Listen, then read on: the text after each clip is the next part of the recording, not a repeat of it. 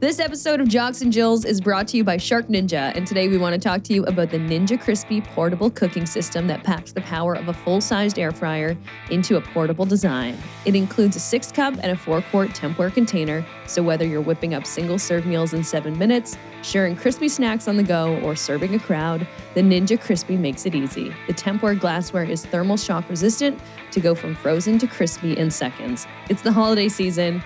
I know you're going to have leftovers, and you absolutely know that you need to throw them in your Ninja Crispy to make them delicious on Boxing Day or whenever you're sitting around looking to refry some deep fried stuff. So thank you very much to Shark Beauty, Shark Home, Ninja Kitchen, Shark Ninja, proud founding partners of the PWHL, are presenting sponsors here at Jocks and Jills.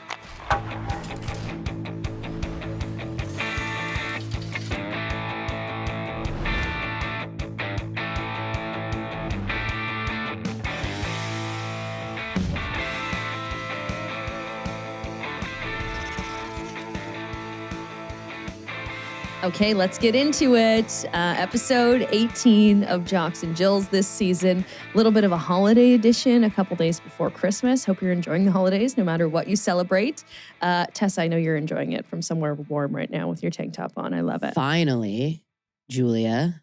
Yeah, it took a while to get there, eh? Yeah, we were supposed to fly out. So the best part is like we got our kids all jazzed up. We're going away. We're going to a beach for Christmas. It's going to be a blast. Don't worry, when we wake up in the morning, it's still going to be dark out, early morning flight. So I'm up at the ass crack of dawn. It's freezing outside. It's dark. Shower up. I'm all ready. I'm like, whap Ed's legs. I'm like, hey, your turn. Hop in the shower. Like, let's go. I'll start bringing all the bags down. We'll wake up kids last, brush their teeth, chuck them in the car. He's like, oh, okay. Grabs his phone. He's like, oh, our flight's canceled. Oh, I'm like, what? I do not want to be awake and showered and ready this terrible. early in the morning. So I'm like, well, when are we rescheduled till? Thinking like they'll move us till later in the evening. No, a whole day, whole 24 hours and some. But I will say this, I got to give a shout out to all of the crew on our flight. They basically created a whole new flight for us the next day that took off. And every single person that was working that WestJet flight came in on their day off to make sure we all got to our Christmas destination. Oh, So that's nice. I literally, when the pilot announced it, like I almost cried. That's how emotional I was. And like, even them, everyone was like, thank you so much. Like everyone was just so lovey about it. It was like a really fun, wholesome flight. It was really cool to be a part of. So thank you very much to each and every single one of those employees and for coming in on behalf, especially this time of year. I mean, like, why do we deserve your time? I don't know, but I'm very thankful that they did that. So we finally made it. We got in. Oh my God, Julia. So the other thing is like we had a shuttle to get to the airport. We hadn't checked in at the hotel. We were trying to get a hold of the hotel. They're like, yeah, everything's fine. Don't worry. It's fine. Your room's here. And I'm like, I don't trust any of that for some reason. Okay. Right. We land. The shuttle guy we had called, he's like, yeah, your shuttle's still here. We saw that your flight got canceled. Send us your new info. Send it to him. We land, go to the counter. He's like, no, you don't have a shuttle anymore. We're like, dude, I literally talked to you like 4.5 hours ago. Please. Come on, man. So he's like, oh, you have to do a shared one. I'm like, okay, that's fine, whatever. They got to put up with our kids. So no skin off my back. We get to the gate, and the gate guy only speaks Spanish, which you know what? I'm going to learn Spanish. I've had enough of this because 1, I think their language is beautiful. And 2, I really don't like my level of Spanish is Dora. That's about it. So fair. And so he's asking us to like look at the check-in page and point to our name so he can check us off. And we're like, wow, we got in, we were supposed to get in yesterday. So we're technically not on today's check-in. And the guy only spoke Spanish. I'm like, oh my gosh. So I'm pulling out Google Translate. The guy is like, give me your ID. So we're like, I don't really know. We give him our ID. They go away. We have to pull off to the side with a van full of people and our children who have already been on a 4.5 hour flight. Okay. This is going real well.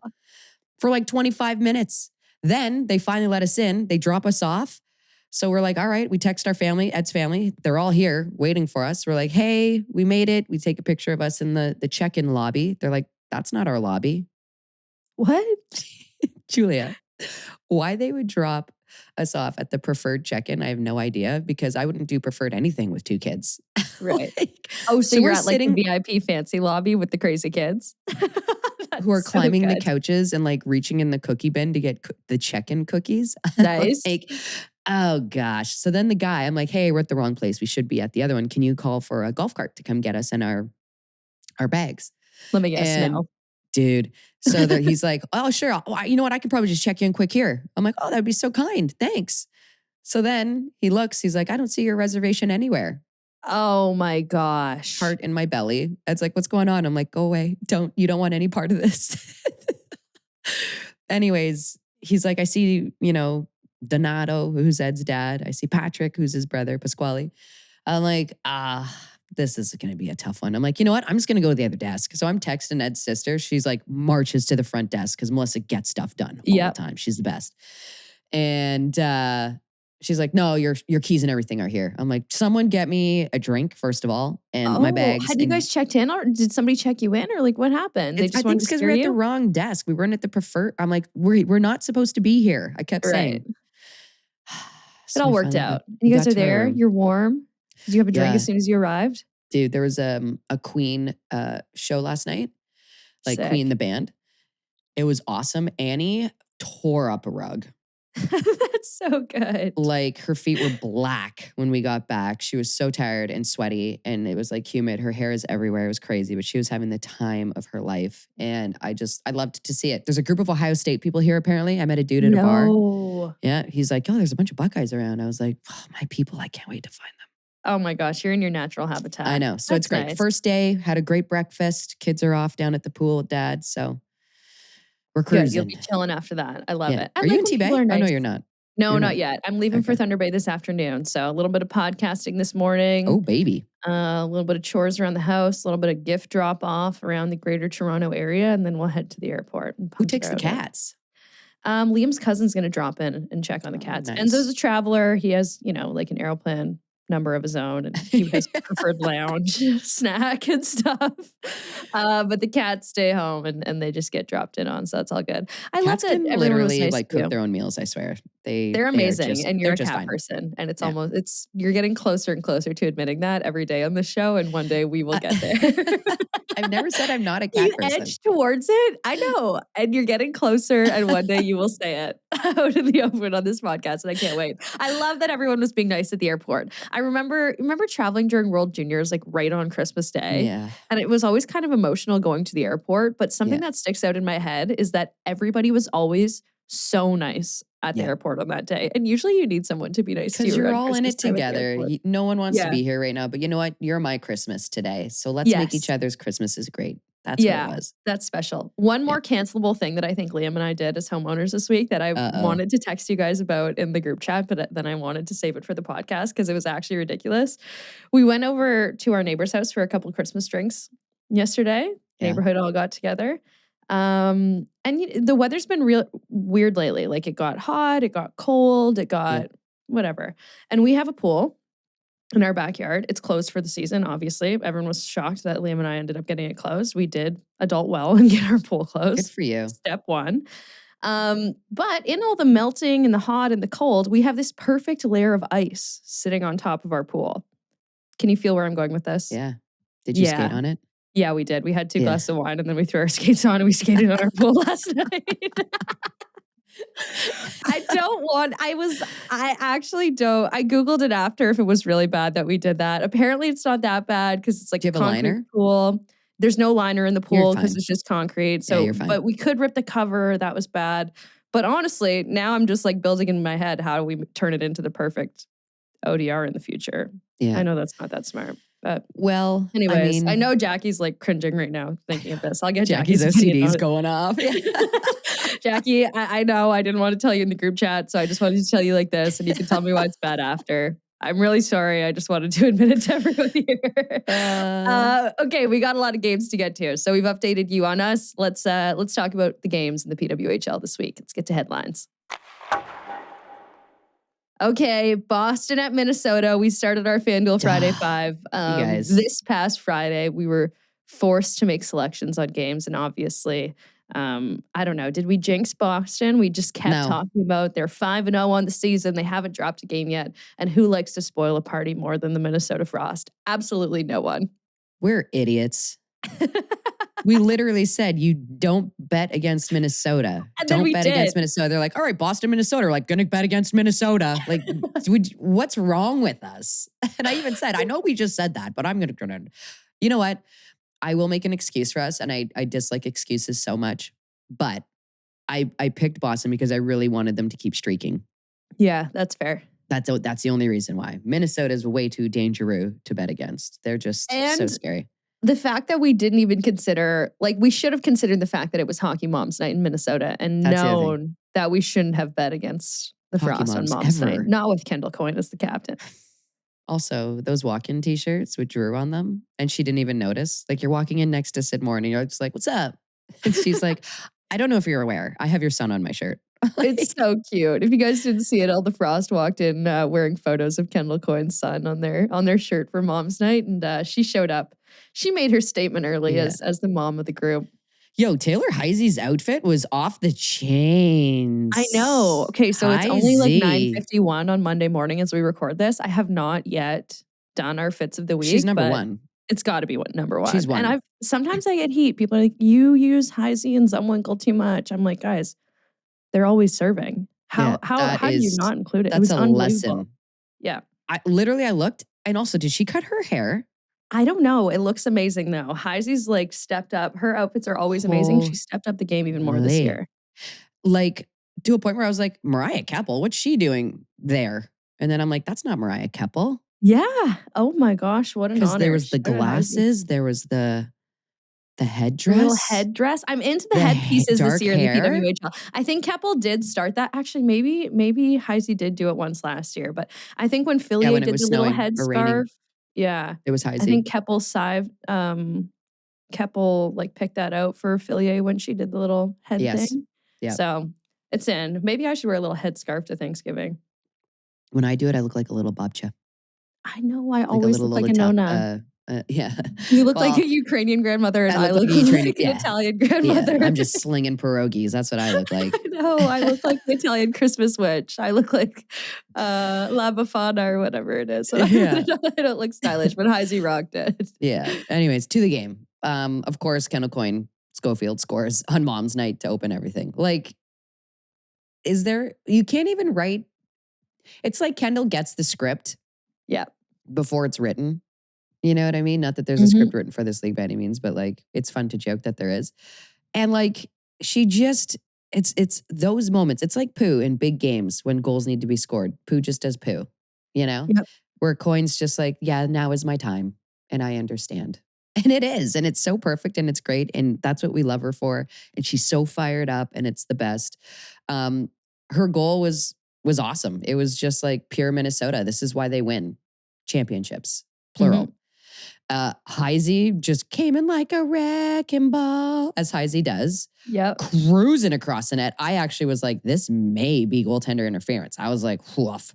Yeah. I know the broadcast was like, no, this is going to be okay. I wasn't as convinced. I was like, yo, I don't know, man. Like, she got her pretty good, albeit.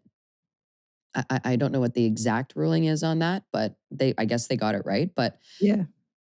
Coyne cleaning up a rebound from below the goal line. I was like, this is why Minnesota just cruises. And then Dom's Petrie, it was her mother's birthday on Hockey Moms, walks in with a cute sign. Dom's Petrie is having herself a year. Yeah, she's been awesome this year. And she was awesome to start last year too. I think that injury derailed her. And like just to start this year healthy, you can really tell it's added some juice to her game. She's just playing the right way and it's just simple and it's hard and it's fast and it's like always a threat and it's taking the puck to the net. And I love it. Scores on her mom's birthday and gives her a little birthday shout out. Stop it. This Minnesota game was like, Minnesota showed up like, how dare you, Boston, start the season like this? Like, it is our job to ruin everyone's fun. And we are the reigning champs. That's what it felt like. Yeah. This game, it felt like that. Britta Curl, her goal, I was like, oh, Boston, what the heck? It was like crazy soft defense. I even want to say on Dom Petrie's goal too, because on Dom Petrie's goal, it was a shot from the point, and I just felt like people were standing. This used to drive my dad nuts. He was like, you don't stand next to someone to hold their hand. Lay the lumber. Yeah. And so if you're going to stand next to someone, make it hell, especially in front of the net when the D's got the puck and you know they're going to let her rip. So either front them and get hit by the puck, or two, get the person next to you that's not on your team out of the way. Yeah. Tie up their stick, lay them on their ass, whatever it is, get them out of there. It didn't feel like tough Boston hockey. Do you know what I mean? What we're used to. Britta Curl's goal felt the exact same. It was just two soft defensive plays in a row. And I was like, uh-oh, Boston. Like, this ain't it. Like, this is not how you play. But this is what's dangerous about Minnesota as well. If you crack that door open a little bit or play a little bit soft, they'll take advantage. Same thing goes for Boston, though, right? Yeah. Because Hensley was huge in the first and second period. She made some crazy good saves, like crazy. Boston's first goal, Minnesota basically was just, it was like a 1-on-5. Minnesota was like, come on in, Boston. We're having a party in our own end. They fell asleep. And it was like, why is this one player cruising around the five of you? Like there's nothing to be worried about. And it was a strange shot on net from like below the line, kinda. Yeah, it was I don't know. I was like, that's strange. I'm like, but good learning lesson. I hope the league's on notice. This is what happens if you fall asleep against a good team, especially a streaking team, because these two teams are awesome, by the way. Yeah. Second goal, Bregman, puck goes up to the D. Petrie went to go. I'm not mad at this play. I like it because I like forcing plays. I like forcing teams to play fast. Petrie went up to the D to try and make a hit, make a play, which she did. But that was technically Zumwinkel's player. So Zum and her should have swapped players, right? Okay. So Zumwinkel should have retrieved back to the front of the net to pick up whoever was loafing around in there looking for a shot. Didn't. Instead, she stayed high. So Krasova was just hanging out. No one really covering her. Or no, Krasova was hanging out. Yeah, sorry. In the slot looking like, okay, do I have the player in front or do I have to cover my backside D? So she was like half in between, just swiping her stick both ways, saying, please pick the one where my stick is. And it left Bregman open for a nice feed from below the goal line. And like as a goaltender, it'll tell you when a puck's switching from side to side behind the net and it pops back out, that's a really hard shot to stop, especially if it's a one-timer. Because it's coming off quick. You got to cover your angles. You got to come out. You got to, you know what I mean? You're trying to figure out where other players are. Like it's a lot. So I felt bad for Hensley on that one because that was tough. But back-to-back D-zone breakdowns for Minnesota, and Boston was right back in this thing. And there was a point where, and even Alexis even said, did I not say this could turn into a 3-2 game in a heartbeat? And she's bang on. She's not wrong. And Boston proved her right. And that's just how close and tight you have to play both of these teams, especially in the D-zone. Do you know what I mean? I mean, albeit, whatever, fine. Minnesota came out on top 5-2 on this one, but this game could have, I mean, to me, it was 3-2. There was empty netters, whatever. But I don't know. This game is awesome. I secretly want these two teams to meet up in the first round of the playoffs. Ooh, yeah. A lot of heat between those two teams. And Boston, Minnesota, that matchup's always good. And definitely delivered on, I know. I don't know, what night was that? Thursday? I have no idea. Might have been Friday because Montreal, Vancouver was Friday Saturday. because I got to watch it. Right. Okay. Montreal, Vancouver. This was a great game. Very happy to see Abstrider between the pipes for the Victoire. Very good. Very good. Whoa, okay.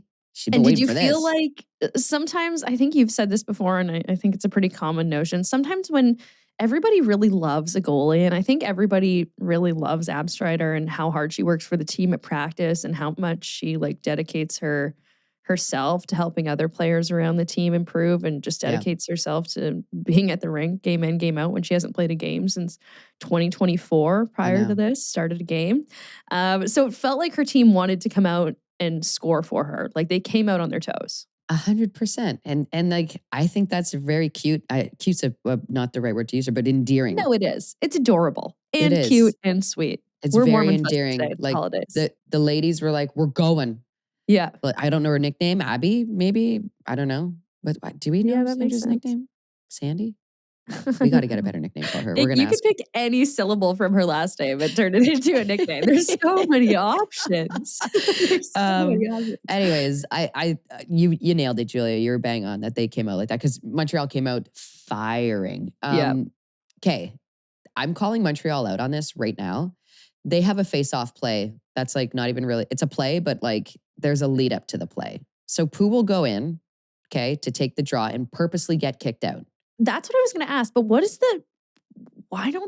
does she purposely get kicked out, and why not just start Rock in the center? Like, Because I don't then defensively, the other team will be set if they just start with Rock there and Pooh stands here. So what they do is Pooh gets kicked out.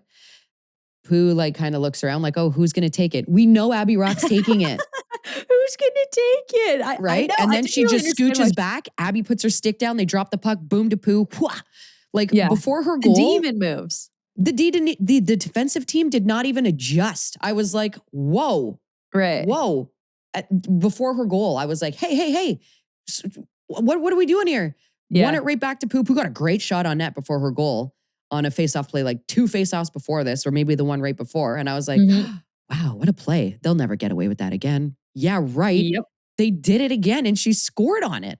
I was like, this is a legit play. Everyone, watch this. I even rewound and went back to the other face-off and I was like, holy smokes.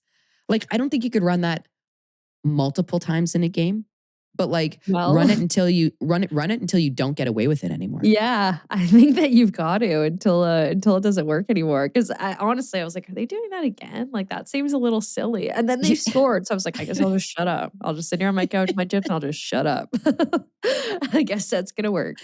Yeah, love Dara Gregg and her goal. Vancouver, I feel bad for you. I couldn't believe that was her first PWHL goal. Like she's had so many opportunities, and I think she's had a couple called back too. That sucks. Yeah, but that was a great goal for her first goal. Yeah, for Vancouver, it's just bad puck management in your D zone. And the thing is with that stuff is like, this is an excuse for Vancouver again, just learning to work together as a team. Like that moment on the bench, every player is going to go back. The coach doesn't need to say anything. It's a we know moment, right? Yeah. But I don't want to graze over Dara Gregg's goal, but I'm very excited to get to Malinkova's because officially giving her the dirtiest mitts in the league award. Oh my gosh. Was that was nasty. And then we all had to be like afraid for a second because did she decapitate herself in the way that she hit the post? Oh my gosh. I rewatched it 27 times. That was such a crash. But the move beforehand, like it's just so much to take in on one play because it was one of the nastiest moves we'll see all year. And then it ends like I was so happy that she played the rest of the game and seemed like she was okay. She was going backhand bar down. Had me fooled. And I was sitting on my couch comfortably snacking on chips. I was like, wow, I almost choked. I feel bad for Channel Watkins because kids, if there's any kids listening or any adult beer leaguers, my dad's number one rule is you never backhand a pass in the neutral zone, which is crazy because she had it on her forehand. She could have made a forehand pass and instead she brought it to her backhand. Do not backhand. I don't care how hard your backhand pass is. You do not backhand pass in the neutral zone. Ever. Yeah. It's forehand, bank it up the wall, get in the end, go chase it, don't care. She knows this, and I don't want to harp on her, but there was such a fluffy pass, and Malinkova was salivating at the bit. She was like, yoink, thank you very much. I'm going to be out of here, and I'm going to be on every highlight reel goal for the next 50 years because this. Yeah. And I honestly think that should count as her first PWHL goal because the one off Aaron Ambrose's tip, I think, just was like a stolen goal. This feels more official as a first PW goal for Malinkova. Somehow. Yeah, I would almost like go to the league and be like, can you please change the switch stats? It? Also, Sophie Jakes' goal, I know it gets lost in the fact that they didn't win, but that was one of the nastiest shots from the point all year. Like bar down as hard as bar down could be. That's Soph. You saw her do it in rivalry series. She scored a bar down one like that too. Like Soph has got such a good seeing eye shot for bar down goals from the point. Simple zone entry, simple shot on net. Venisheva, with her casual moving screen, doing Venisheva things. I mean, I liked it. This is a good hockey play by good hockey players. All in all, I don't want to rip on Vancouver because I'm not. Those were just mistakes that ended up in goals. This wasn't a bad game by them for their first loss at home. Like their fans weren't going to leave there and be like, man, our team sucked. Wasn't the case at all. No. They possessed the puck for almost 2.5 minutes more in the offensive zone than Montreal. So there's a bonus. That might tell you you might need to put more pucks on net, but regardless, they just had fewer scoring chances overall. So like I said, what's the learning lesson? Great, you're getting in zone with possession. Awesome. Now what do you do with it? Attack, baby. Get in, go low to high to Soph. She'll score bar down. you know? Clearly, like use your So, D. and like I said, this is game number for Vancouver? Like once we hit 10, you're going to see this team cruise. I'm going to keep Yeah. saying this until we hit game 10. Still not there. I don't even know if they're at 5 yet, but yeah, still a little bit of runway to go for this Vancouver team. So until we see exactly what the heck they are, they dropped their first game at home, and Montreal wins as far as you can go on the East Coast, and then as far as you can go on the West Coast in a week. What Touching a travel both day for them! oceans. Yeah, I hope that somebody on the team did that. I think that they got stuck on their way out of Halifax too, with some flight delays similar to yours heading to Punta Cana. So yeah, it would have been a crazy travel day, and it didn't affect the Montreal Victoire as well. So I wanted to give them a shout out for that. Yeah. Great win for them, and they get a little bit of a break until next week, and as they should with all that travel. Okay, let's get to Sunday's triple header. It started with Toronto at New York, and we're very lucky. We got somebody in the lobby who was calling that game, world champion, Olympic gold medalist, PWHL analyst, Becky Kellar. Let's bring her in. Couple clips. Woohoo! Okay, awesome back and forth game between Toronto and New York. Becky, whenever you call a hockey game, you always say you want there to be 10 goals. Yeah. I know. 6-5. We 6-5. were pretty close yesterday. Yeah. That's pretty good with 8. Not bad. Well, I guess for two 7. teams struggling to score, I'm like, please know. don't be. Remember last year they played that 1-0 game in Yes. overtime. I'm like, okay, Yeah. not before Christmas. That's not a good Christmas. I want goals. And it made me laugh because I was getting texts from Mel Davidson. And I was like, she must just think this is rich coming from me, right? Everybody score. Don't anybody play defense. So yeah. No, it was great. I love to see that. Both teams power play goals and they're scoring, the offense was going. So it's a good game. I always get the feedback from my dad too, right? He was like, well, that was a good one. I like that one. Nice. So yeah, Wayne Keller approved. Yeah. What's up with New York's power play? What's like, they didn't even get a shot in their first power play attempt. No, which was really weird too, because they put Kaltunkova in front of the net. So I'm like, okay, just lob it in there. Like put a hand grenade in front of the net, see what happens. And they just couldn't get it through. So I don't know, just maybe Toronto was doing a good enough job to get in the lanes. They couldn't, but you figure you could sift something through, right? But yeah, that first one they couldn't. But then they started hitting lanes after that. I really like Casey O'Brien on that flank. Like she sees the ice, eh? Like she was hitting those seam passes. She was putting things on the tape. I liked her. Yeah. Mark Johnson said she's got a unique ability to see the game very clearly, even in fast-paced situations. She's a playmaker naturally, Obby, and it looked like it. And but yeah, I don't know. I was just like, with what you guys have and how young and like fiery and like talented you are, like just go out there and have fun. I would almost do what Toronto did last year, where it's like, we don't even work on our power play. Do you know what I mean? Like, hey guys, just go play hockey. You have one extra player out there than them. Well, create a 2-on-1 everywhere. In the first year when Ottawa's power play was the best in the league. Yeah. And we used to always ask Carla about it. And Carla was like, just read and react. Just do, you know what? If you see it, do it. Yeah. And I think you're right. If you have enough skill and talent and people with that sort of mindset, sometimes I think that's the way to go. Like you want a little structure and then the freedom to just play. Yeah. One of my pet peeves, and we'll talk about this later in other games, but is when teams fly into the zone on the power play and then they stop and set up. And I'm like, what are you doing? Yeah. You have one extra person. Go, you just entered the offense. Go get a chance on net and then set up after when you retrieve the puck. Well, you saw that in the Ottawa game. Yeah. Savalainen just wheels in and shoots. Snaps it home. That was sick. Yeah, Perfect. it's like that's what if you're doing. Yeah, if you got a chance off the rush. I mean, listen, here I am. I love breaking down power plays now because I was never on one. So I had a lot of time in my career to sit on the bench and be like, yeah, that's what you should do. But I think it also gives me an appreciation though for someone who can go out there and just do the power play and not think about it. Because when I was on it, I really had to it just didn't come naturally. So you have to think it. I would have needed a ton of structure. But when you look at some of the really good power play players and they can just read and go, that's ideal. Well, and they know how to manipulate the penalty kill too, right? Like they know how to create that 2-on-1 in a certain space. Yeah. The Comfer goal, I liked it. I felt like there was good sustained pressure. Who's 22? Is that Maggie Connors?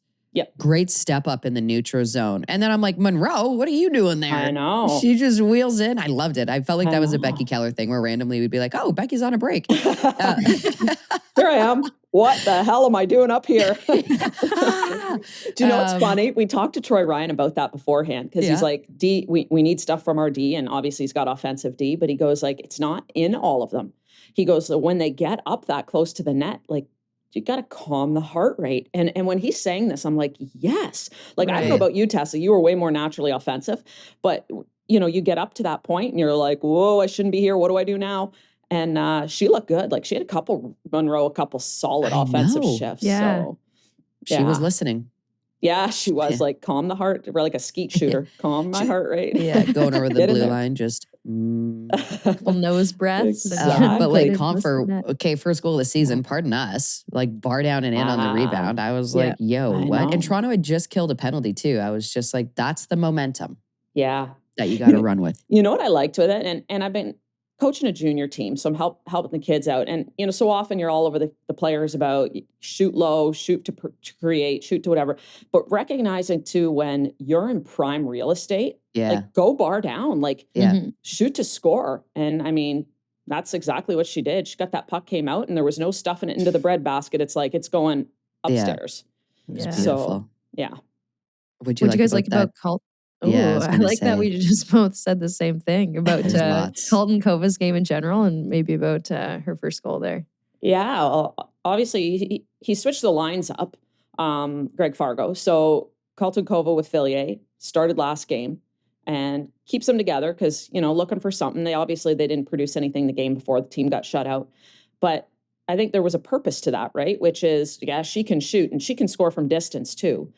But she's a big body that can be really dangerous in front. So I liked her game. I liked the two of them together. Fillier shoots a puck so hard that first goal, I mean, she shot it at Chuli's glove, but I mean, it just came with such pace that she couldn't catch it. Right. And so then it's back out and in front and you got a net drive. And Fargo had said, like, we got to get better in that area.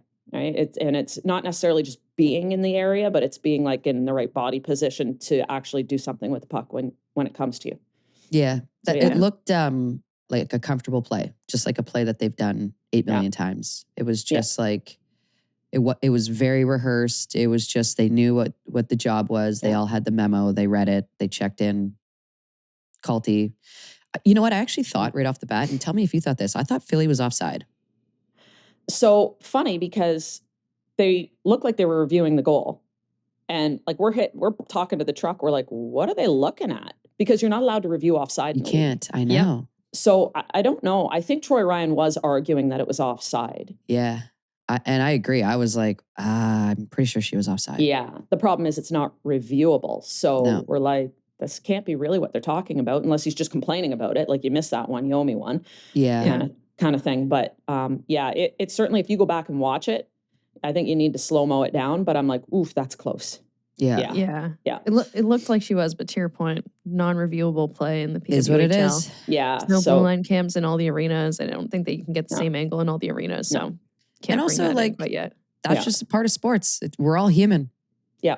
Hockey's a game of mistakes. Close. Yeah. Like, I know it's a game of inches and stuff like that, but when you get to a game of millimeters, I'm like, it's too much. I can't play a game of millimeters. I can only play a game of inches. In a game where we want 6-5 scores. You know what I mean? Everyone wants to see goals. Exactly. Let's have at it. Every time I always say, like, when a goal it's called back in the PWHL and Angel loses the swings, like, I absolutely hate it. I agree. Honestly, I'd be happy if they just said, yeah, you can kick the puck in the net. Like, it's fine now. Like, just fully wind up and boot that thing in. I never want to see another call. If you're good enough in motion to kick a puck in the net, like, it's a goal. Like, seriously. Yeah, it's fine. Because there's been so many this year. Yeah.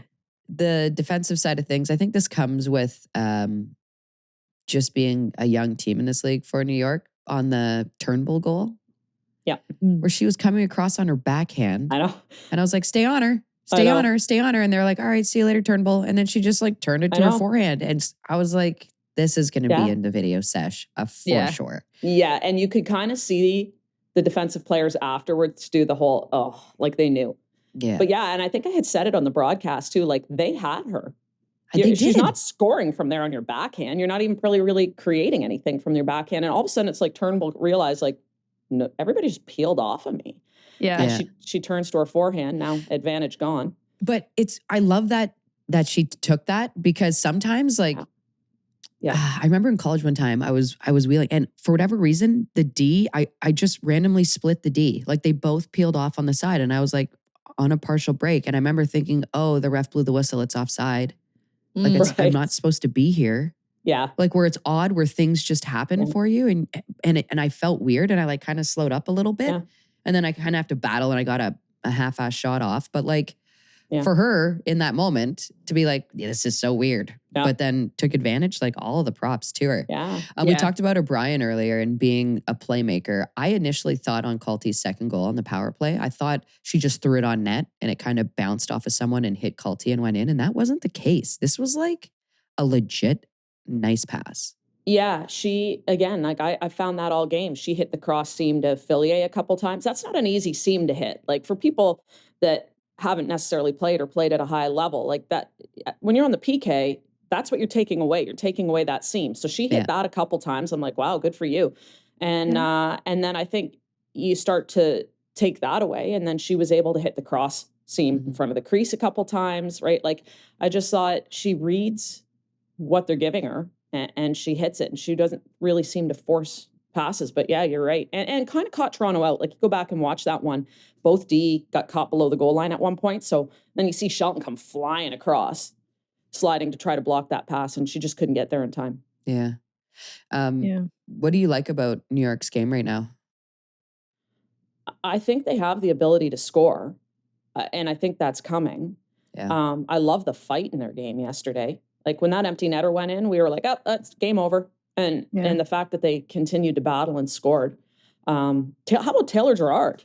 Yeah. Like, let's just keep, like, you know what? If that's what you can do, get to the crease and just battle pucks in, like, why not? 4 goals this year. Like, that's been pretty impressive. And if you can't get if your team can't get the Grammy goals, you're not winning in the playoffs. No. Yeah. So learn to get the Grammys. Those are good ones. Well, and let's be honest, like this is the Minnesota kind of recipe for success, which is, your top 2 lines, maybe you're going to score you some beautiful goals. But if you're a 3rd or 4th liner, that's probably not happening. It's probably not in your skill set. So figure out how you can contribute. And that was great. Like just go to the net, start banging pucks at the goaltender, and 3 whacks later and you put one in. You know, whatever, take me 6.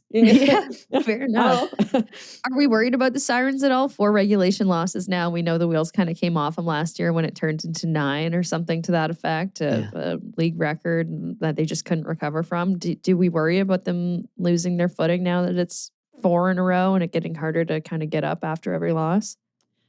If they can build on the momentum that they got from yesterday, I think they'll dig out of it. If they let it snowball the other way and they're a young team, I think it could be worrisome.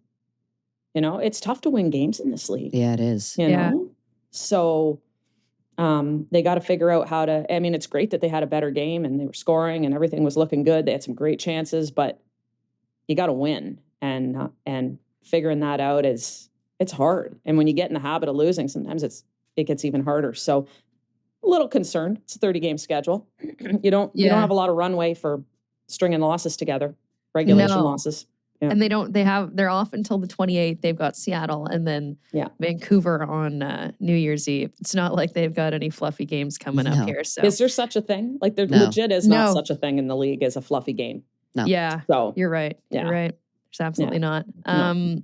I love to see the Malte kind of making up for her penalty almost. She got the penalty. She absolutely let the ref know that she hated it, and then she went back on the ice and first of all, right up for it. The whole thing was so funny, right? Because she's just jarring at the referee as she goes to the penalty box, and then they score on it, and she comes out. You see her cross the ice. She's giving it to her dad. Let it go, and I appreciate that. I felt like even after she scored, she was still letting jarring the ref know. Yeah. Yeah, she wasn't happy. So I love to see her come back down. But I think we'd said that too on the broadcast. I'm like, as if she needs something else to light a fire into her. Like she's naturally just lit, right? So she's out there just, I've liked her. I like her in the middle. Like Troy Ryan always says prefers her on the wing, but I really like her in the middle. Like she just, she's constantly in motion. And she's been good. I would love to see her put up the points she put up in the first year. And I think she can do it. Yep. So, but she's always fun to watch, whether she's throwing hits or I worked with Andrew Luftglass yesterday, and he was it was his first game, and she threw a hit at one point, bumped someone off the puck. I forget who it was. And he's like, "Whoa, playing a lot bigger than she is." And I'm like, "That's Malte." Yep. Yeah, like it's Malte may be 5'3" on paper or 5'4", whatever she is, but she's like 6'4" in her mind. Oh yeah, yeah, yeah. Like that dog that comes into the dog park, and you used to have a bulldog. Like a bulldog walks into the dog park and goes like, I'm a Rottweiler. Like I'm good. Yeah. Yeah. I love it. Well, thanks, Beck. We appreciate you coming on and chatting hockey. It's always a joy. Yeah, appreciate you, Becky. Merry Have an Christmas. Awesome holidays. Yeah, Merry Christmas. Hopefully you're not on any delayed flights in the next couple days. No travel disaster. Some of us will be here trying to stay warm. You stay there in your tank top, Tess. And I will. Get a tan. You don't have to tell me 2 times. Yeah, I clearly haven't seen the sun yet. I'm very see-through and transparent, but I'll get out there and do work. I'm there. Nice. Okay. All right. Thanks, guys. Becky. Becky Kellar, everybody. Olympic gold medalist, world champion, great analyst in the PWHL, helping us break down that Toronto-New York game. Yeah, that Malte goal was wild. I felt like it needed some like clown music behind it or something. Like everything about it was crazy. Watts bobbled the pass and she bobbled the puck and then bobbled the pass. And then the shot was kind of like just a feather duster that it made Osborne look a little silly, but you feel bad for her because it's so hard to predict a shot like that. That's it. It's a knuckler. This is the weirdest ones. It's like a little bouncing puck from center ice. Like they're the hardest to predict. It's like she went down in 2 save positions before the puck even got to her. Yeah. You know? I felt bad for her because she honestly played great all night. I think Osborne's been keeping New York in it quite a bit. She was great. Also want to shout out Eva, who's the Scepters admin. I meant to say this to Becky because I know Becky's a baseball fan too, but I thought it was really funny that the Scepters tweeted out, "Da Sirens lose." Yeah. Afterwards, I didn't know if we were still allowed to use that because the Jays ended up losing the World Series, but they still beat the Yankees, so I guess we can still own that. Yeah. Okay, and then the takeover tour made its stop in Chicago, Kendall Coyne Schofield's hometown. Obviously, big week for Kendall with Mom's Night, and then the game in Chicago. I know. 3-2 overtime victory. Another rematch of last year's Walter Cup final. Obviously, we know what happened. Legit a boxing match. Yeah. We all know kind of what happened in the first game of the rematch. I was there and I ruined it for Ottawa. And as such, it was a 5-1 Minnesota win. But since I wasn't in the building, the Ottawa Charge were able to put together an excellent showing against the back-to-back champs. And Becky and I talked about it. The power play goal, the zone entry by Rania. So sick. Everyone do that. Just do that for me, please. So I stop yelling at my screen. Also, can I just mention, so Comfer got her first goal of the season. Yep. Everybody doesn't know, but Comfer, her interview is going to be coming up. We interviewed her a couple days ago. We obviously had Rania on, scoring her first of the season. People aren't aware, but when we get people on the show, they kind of start popping off. I don't know if it's the J&J effect. I don't want to brag, but guys, it's been a thing. Yeah, so if there's we any may run games in Ottawa, but we this, make games for players. Okay? Yeah. Okay? There's an upside to us. Ottawa. Yeah. We have a benefit. There's reason to keep us around and talk to us. May Batherson getting her first PWHL goal too, which is, we were talking about this earlier. What? May Batherson? That was her first PW goal? Yeah. Is that real? I know. It didn't seem real, but I guess so. You knew Minnesota. I want to ask Kendall how much money she put up on the block for this game to win, because Minnesota did not want to lose this one for her by any means. They threw 45 shots on net, Julia. I know. Gwyneth Phillips was absolutely insane in this game. Oh my God. Yeah.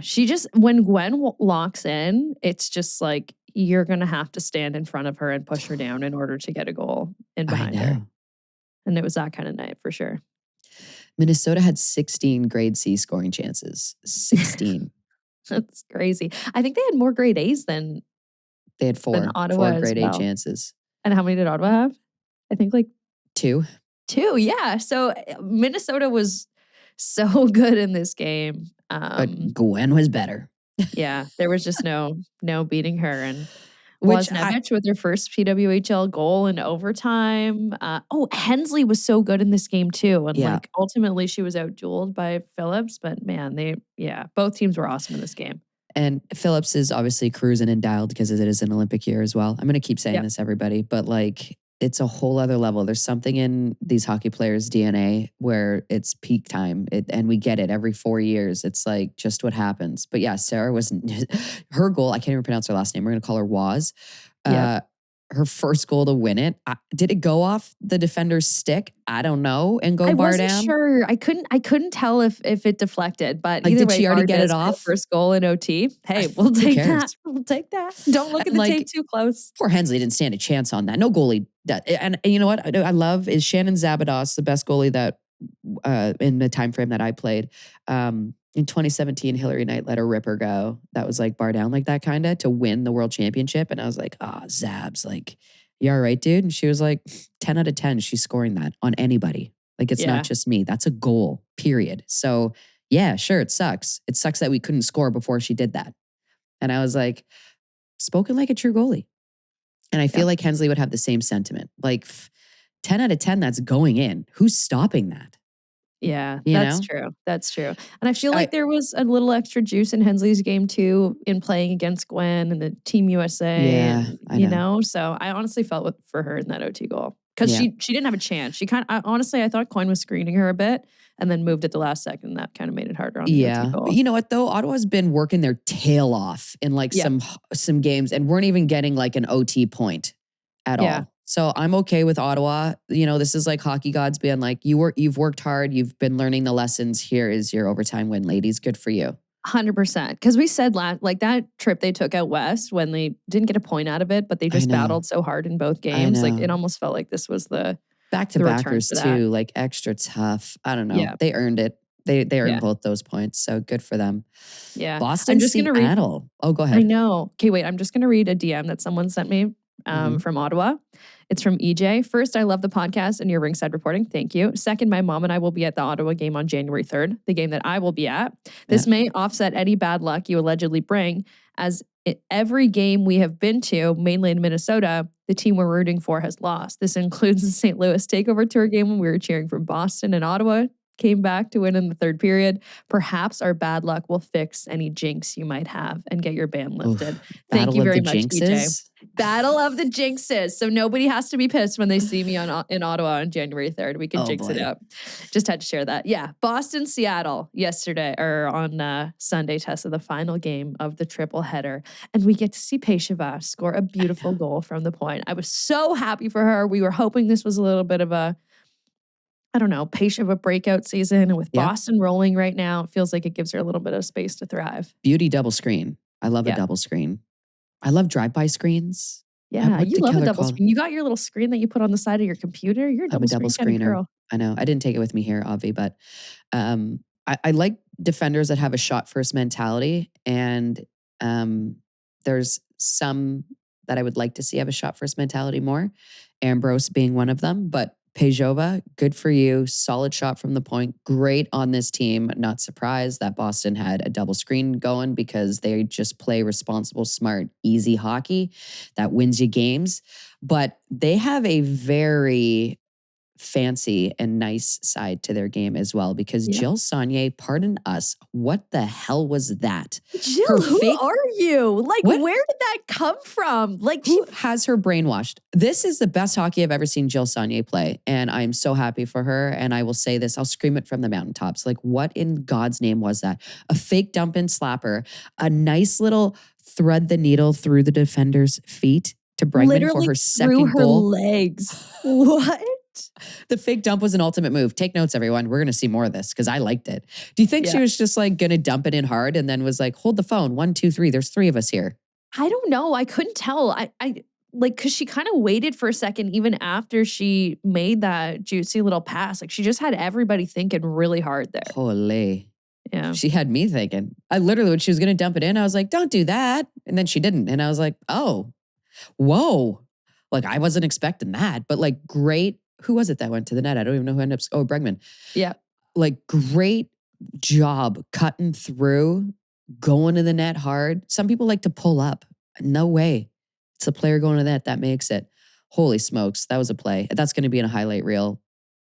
for 50 years to come too. A lot of highlight sick. reels lately this past week. Holy smokes. I think we could put Kellar in that mix with that the nasty one-timer. Baby. Oh my gosh. We love Kellar firing from the point. Not a full slap shot, just a little snappy one-timer, and boy, it looked good. That's all you need. Yeah. Yeah. Nice Eldridge playing spoiler for Boston there, tipping one in. I know. And honestly, I thought that Abby Levy deserved a shutout in this. Yeah, she was excellent. Frankel's had about 1 million shutouts so far this season. More shutouts than goals allowed. That's crazy. I think, if I'm not correct, is the Frankel stat right now. I honestly thought Abby Levy deserved that fit yesterday. She was so good. Yeah. I respect her. I respect that. You know what? She's not going to let that rattle her or bother her either. You know what I mean? No, I feel like she's such a chill, level-headed person that she's just like, carrying on. That's a W. I'll take it. Slap it on the board. Carrying next game. So I kind of had eyes on Boston. I don't know if you're feeling the same way. Like, okay, how's Boston going to react to dropping their first game of the season and like kind of getting kicked in the shins in Minnesota? Obviously, they're good with that to continue. No waiver. On. No waiver. Long season. No fail in the fleet. Yeah. I like it. That wraps up the games this week. 2 more left before Christmas. Tonight on Tuesday, Ottawa at Toronto, Montreal at Seattle. After that, games will restart on the 27th after Christmas. Remember, no jocksinjills this Friday. We're going to pick up again a week from today on Tuesday and recap everything. We just want to take a second to tell you about Clever Mocktails, the official mocktail of the PWHL. It's the holiday season. Someone will be dropping by your house or you'll be dropping by somebody else's and everybody wants to have a drink. Unfortunately, if you have them all, you will be left feeling like a blob. And as such, Clever Mocktails, the official mocktail of the PWHL, comes in handy. 0 alcohol, all the fun. They're made from natural, high-quality ingredients. There's 6 flavors to choose from margarita to gin and tonic and mojito. They're non-alcoholic cocktails. They're ready to drink, and they're crafted with botanical infusions for that wow factor flavor.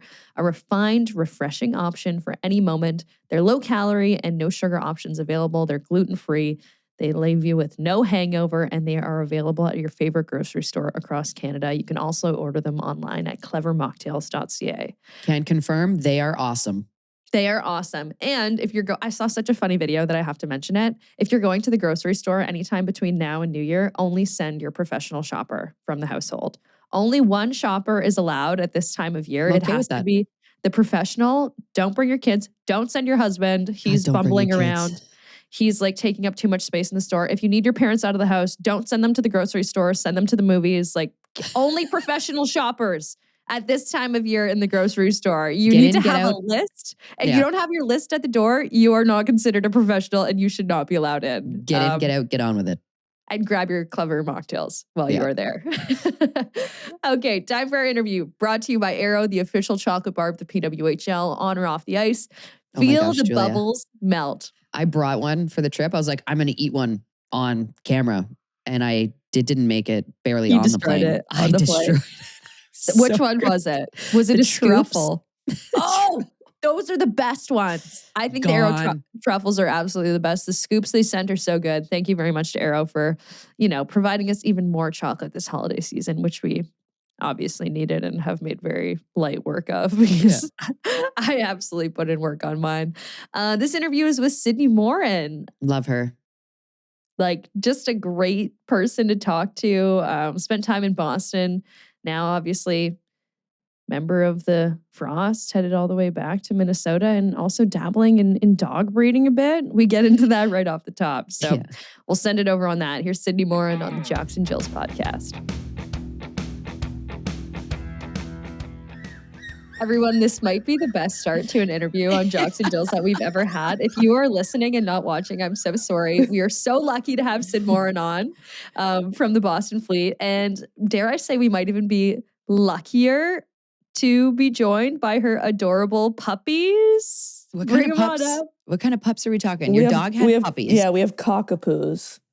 So, oh my gosh. So that's it's a cocker spaniel and a poodle. So this is one of them. This is like our mini mom. She looks just like our mom when she was a puppy. Oh, so with the brown mark. So are you a breeder? Well, we're pondering it. So this is our first time trying it. And whoa! So far, is your family into like dog breeding or anything to that effect? My wife is. Oh, okay. So cool. Was her family into it? No. You guys are just like, hey, she's just a dog lover. Yeah. So when we got our second dog, we're for sure going to breed her. Oh, that's so sweet. Do you have names for all the puppies? Because don't we usually name a batch, and isn't there a theme? Yeah, but they're all so different, so we can like really tell them apart. Yeah. And so like we don't feel like we like really need, we're like waiting for other people to name them so we don't get too attached. Otherwise we're gonna have 8 dogs in this house and that's too many. So that's precious though. Don't ask me. I'm the wrong person to ask. You guys in the market for puppies? We just lost ours last year. So no, we're still reeling, but maybe in a couple of years I'll hit you up. Yeah. Oh, so cute, Sid. Oh my Okay, thank you for showing us that. I feel like that was the biggest improvement to my day. Ever. Also, I think when I first introed you, I said Boston before I said Minnesota, formerly of the Boston Fleet, of course, now currently of the Minnesota Frost, but I was deeply invested in what was happening with your puppies there. So I wasn't locked in. Can you tell us, you're back home in Minnesota now? It's really hard to pivot from puppies, but can we talk about your introduction to the sport? Are you just born with skates on your feet? Well, my parents are actually from northern Quebec, so they both grew up in Chicoutimi up north. So my dad. Can I say before we brought you in, I was like, it feels weird that her name doesn't. I feel like I should say her name with a French accent. Is it? Yeah, it is. Yeah. Is that how you can you like? Is it Sidney Morin? You say Morin? Well, I don't, but like my parents would. But I mean, I was born in Minnesota, so my parents moved to Minnesota just a few months before I was born, actually. And they had never heard of the state of Minnesota ever. They just came for my mom's job. She worked at General Mills, and they ended up never leaving. So my dad's story basically is that he put my older brother in hockey, and he cried every day because my dad was like, no son of mine is not going to play hockey. I'm a, Quebecois. And my brother just hated it. But one day I went to like pick him up with my dad, and I saw like a girl with a ponytail like at the skating lessons. And I asked my dad, like, can I do this? And he was like, you want to do this? Heck yeah. Then I got one. Never looked back. Yeah, he coached me, and Does your brother play still? Does your brother keep playing? No, I think he lasted a few months in skating lessons, and that was it. Aw. Yeah. Poor brother. But your dad got exactly what he wanted. Got a hockey player. One hell of a hockey player too. Yeah, he's one proud papa. No kidding. So did you start out as a defender, or were you just like the best skater? So eventually someone was like, hey, we kind of need you on D. Yeah, like pretty much since I was in like U10, like the coach put me on D from then on. And I was kind of like, every young girl or boy hockey player, when they put you on D, it feels like a travesty, like you're like, I don't want to play D. Like I want to be the one to score goals. But, they basically were like, you're a great skater. We need you on D. We need some good defensemen. And it just kept working out for me. And I stuck it out and loved it. I feel like I got more opportunities than the forwards did. So yeah. And more ice. Yeah, exactly. Like as a kid, when that finally clicks, when you're like, wait a minute, I'm playing more. Yeah. Then it's just like game over. You're never going back for it again. Yeah. No way. Yep. Yeah. In Minnesota, it is like a huge thing, the state tournament. And so did you choose your high school accordingly based on like, I'm going to go to a school with the bomb team and we're going to win state 3 times in a row or something? Like, is that how it works? Or were you just like, maybe now, but no, like I played hockey with the same group of girls since I was 10 years old. Yeah. And we played together all the way through high school and ended up winning 3 state championships together, which was like, just like storybook ending for all of us. And I think we had like eight girls who went and played Division I the next year, and we all grew up in the same town, like legit same town. Nobody moved in. Like we were all. What is in your water? Yeah. Can you rattle off some names? Like Sid Baldwin, Amy Peterson, Laura Bowman, Julie Friend, Rachel Ramsey. Who else am I missing? Like Presley Norby ended up playing with us our last year. Was your dad the coach the whole time for everybody? No, he stopped when we were in U14s. And then he actually coached at Breck High School where like Grace Zumwinkle played. No way. So my dad coached Zummy and her older sister. Yeah. Come on. Yeah. Does he take all the credit? Oh God, no. No. Oh God, no. No. I love that. Yeah, Kelly Panic was actually, I was chatting with her and she's like, oh man, Sid's team beat my high school team 3 years in a row to go to state. And then they won state 3 years in a row. But she's like, but one time it was like incredibly close, kind of like a Boston Montreal thing where you went to like triple OT. Yep. Were you guys doing the mustard packs too back then, or was that not a thing? No, I had no. I mean, I think we were just on regular water back then. Right. 15 minutes or 12 minutes over and over and over again. Yeah. Can we get a snack? No. Keep going. There would have been no floods either. That would have been crazy. Were there no floods? No, they flood. They flood. Okay. Yeah. Whew. Yeah. Imagine. No. Imagine how snowy. No wonder you didn't score. There's too much snow out there. You can't even find the puck. Yeah. So you named all those girls, but like, was it just the fact that you guys were so familiar and had played together for all of those years that really set you apart? Like you guys were the team to beat every year? Yeah, I mean, I think that pretty much. Like we won the U14 state championship the year before we entered high school. And then the only year that we didn't go to the state tournament was like our freshman year. And we still made it to the finals, and we lost to a team that had a bunch of girls that ended up playing at Syracuse. And from then on, we were like, we're going to the state tournament every year, and we did. But yeah, we just like knew each other. But like honestly, all of us girls, like the summers, like all we did was play hockey. Like we'd go to one girl's basement, we'd shoot pucks, we'd create all these games, we'd like ride our scooters to the Dairy Queen like midday. Like we just loved hockey. Aww. And I think that like our competitive spirit and like just always racing against one another in practice and just like having such a high level of competitiveness plus just like love for the game is like what really did it. That's awesome. Yeah. The old mid-afternoon snack at DQ on the scoots. Were they electric scooters or were they actually push ones? No, push scooters. Proper. And we were like on a dirt path too. Like I don't know what we were doing. Every now and then the front wheel would just go down in the dirt. We'd be like, hold on, guys, hold on. Are those still like your favorite hockey memories? Yeah, for sure. For sure. Like just all the sleepovers. We had so many sleepovers at Sid Baldwin's house with the girls, and yeah, just so much fun. You guys all still pals? You keep in touch? Yeah, like now everybody kind of lives everywhere, but our moms, like, they have happy hours like all the time when everyone's in town, like all the Tonka moms, and yeah, it's a good crew. They also like, you know, when people are getting married, they like throw a big party. If anybody's having a baby, the moms throw a big party. Any excuse. Yeah, exactly. Someone do something so we can all get together and drink. Yeah. And they named themselves the Tonka Moms for Minnetonka. Like I want to say it was like the Secret Lives of like the Tonka Moms. Something like that is like the group chat name. That's so group good. Chat name. They have a group chat name? Yeah. It's so good. Aww. What was it like when you guys were getting recruited? Were you guys like having sleepovers and all like, oh, we should go to the same school, or was it separate? I mean, some people did end up going to the same schools, but some of us did like visit schools together. Like I remember like going to Wisconsin with like Amy Peterson and doing a tour like out east with a couple girls and visiting schools. But I think at the end of the day, like everybody kind of just made the best choice for them. Like there was no school that was going to take all 8 of us. So you tried. I mean, they should. They looked at your track record. You want to win? Yeah. They were a package deal. There's 8 of us. Yeah. I don't know who would have space. Yeah. Would have been sweet. 8 incoming freshmen. That's wild. Yeah. So why Duluth then?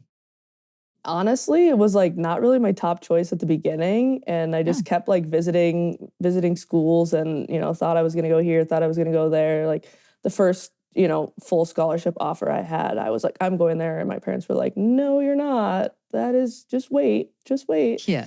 And then I just like kept visiting there and kind of just like fell in love with the city and just the program in general. And just also knowing that I was close to home, but far enough away that, you know, my parents weren't coming every single day to my apartment. And yeah, it worked out perfectly. I think at the time we were like 2 Minnesotans on Duluth, and there was, you know, all sorts of international girls on the team. Yeah. And I mean, they still have a lot. Was there? Yeah, Stalder's still one of my really good friends. And nice.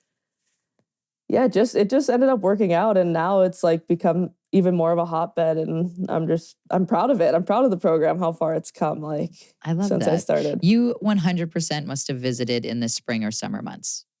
Oh yeah, because Duluth is absolutely stunning. Yeah, in spring and summer, probably fall too. Yeah. Winter is like, it's scary out there.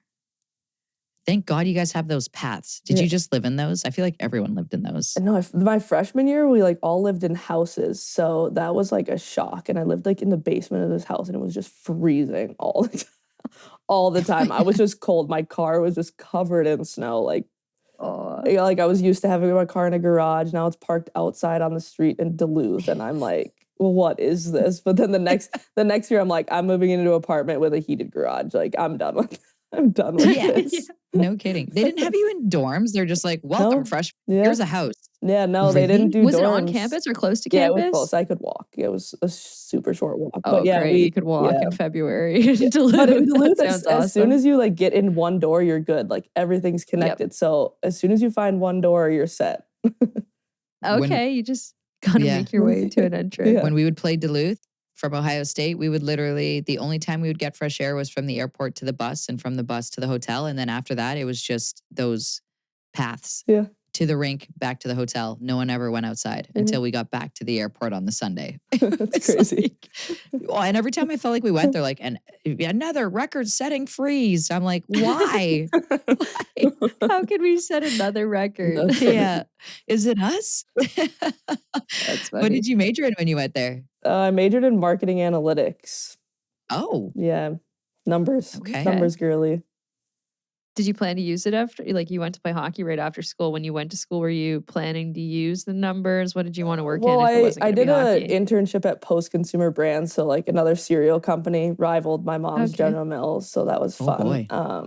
But honestly, like after doing that, I was just like, I don't think I'm ready for this. You know, like I'm not like sure I'm ready to like sit here. Like I feel like I could keep playing. So then I decided to go play over in Sweden, like with my family's support, you know, and obviously the best decision I've ever made. 4 years in the SDHL sounds not bad. Yeah. I mean, you're so living sick. over in Europe, having a time. The first team you played for was Moto, right? You guys were, you and Michaela Cava were actually the first two North Americans to play on that team, if I'm not mistaken. And the ladies like loved that you were there. They're like, thank you for coming over. And they would actually like go out of their way to drive you guys to the grocery store, right? Yeah, exactly. Yeah, like Moto was a team that like, I don't want to say the word like refused, but they were like really proud of their heritage, but they had never brought in any imports before us. So we were like their first imports. And I mean, now the whole league has so many imports. What was your pitch? You crunched some numbers and you were just like, listen. No, it wasn't us. It was them who reached out to us. And, you know, like we had played together at Duluth and we're good friends. And we're like, why the heck not? Like we might as well go do something fun and experience it. But like, because we were like the first ones like kind of ever to do it in that town, like everybody was just like so welcoming. And like we had literally the best year of our lives. That's awesome. Yeah. Until the girls weren't. There was a point I heard that where they were like, we're not taking you to the grocery store anymore if something doesn't change. Yeah, probably her. Probably for calves. She's probably too needy. She said they didn't like the way you guys dressed. She said that you guys were wearing like baggy sweatpants and sweatshirts like you were in college with socks and slides. And they were like, we will not drive you here and be seen with you anymore. I know. Like, unless you change your attire. If you go out to any store, like, probably in Europe in general, but Sweden, but like people are wearing jeans to the grocery store. And you know, that's just not us at all. You're not going to catch me in jeans at the grocery store. But the girls drew the line. They said, you got to throw some pants on here. Nobody told me that. Maybe they were more on her than they were on me. But wait, did I make this up or didn't Michaela work at the grocery store at one point in Sweden? I think she did like a few years later. Yeah. Yeah. Yeah. Did you ever get a job there other than playing hockey? No. She didn't want a job. That's why she went there. Yeah. She wanted to play hockey. That was the craziest part. Cava talking about stocking shelves at the grocery store when she got her dog. That sounds hilarious. Yeah. Was that when you met your wife as well, playing in the SDHL? Yep, exactly. Yep. Nice. Mm-hmm. What team were you playing for then? I was playing for HV71 at the time, and she was still in Moto. So that's her hometown. Yeah. Ah. Yeah. Okay. So how did you guys meet? Yeah, sorry, go ahead. How did we meet? How did you guys meet then on different teams? Yeah, well, she was like pretty young when like she was playing in Moto. So she was on the junior team when I was like playing on the senior team. So I always like knew who she was, but like she was still in high school and I was, you know, like were just living. And then we just connected through mutual friends, like later on, because like I always had like a connection to that team. Like I always say that's like my favorite team because the first year was my favorite. I met like Emma Soderberg was one of my best friends.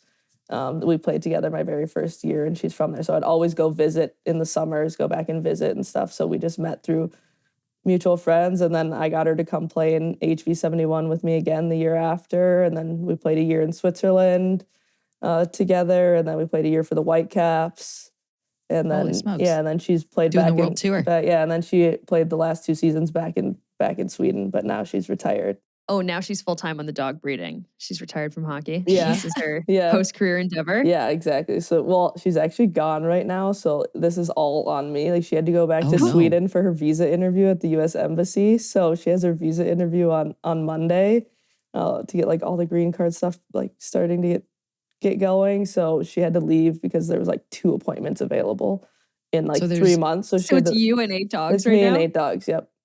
Will she be back before you have to play again? Do you have enough food? No, my fridge is literally empty. No, she won't be back. But I roped my mom into flying. They live in Arizona in the winter now. So I was like, Mom, it's a lot. Do you think you can come? Please come back and help. Mom, help. Yeah.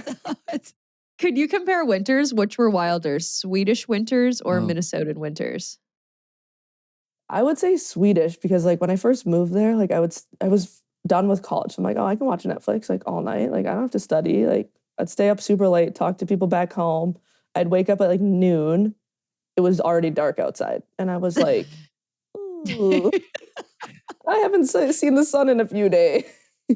So like I think that part is like kind of hard. Like when the sun goes down like 2 p.m. in the afternoon, like it's hard. Like I can deal with the snow here, but like we see the sun at least, Yeah.